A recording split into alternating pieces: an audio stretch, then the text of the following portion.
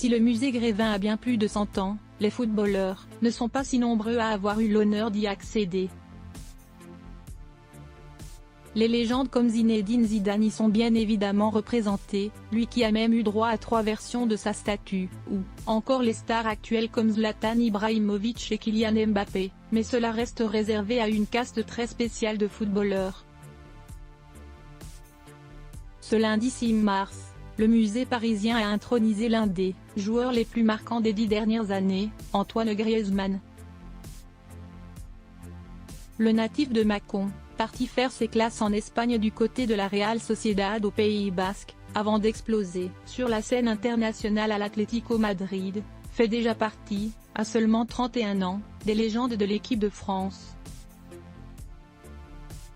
Champion du monde en 2018 avec les Bleus, il a échoué l'hiver dernier en finale au Qatar, réussissant une nouvelle fois une compétition de très haut niveau.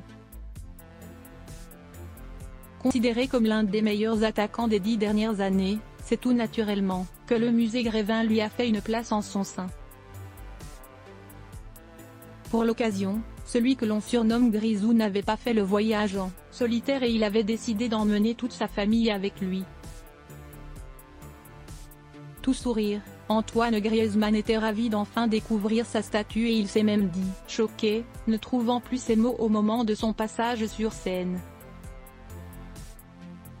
Une statue du joueur reproduisant l'une de ses célébrations iconiques et avec le maillot de l'équipe de France sur le dos.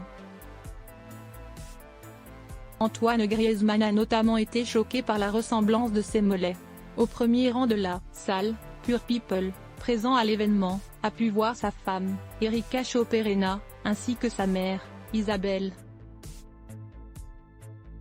Notre journaliste, présent sur place, peut également confirmer la présence de deux enfants du joueur, Mia, 6 ans, et Amaro, 3 ans, ainsi que de sa grande sœur, Maud et son petit frère, Théo.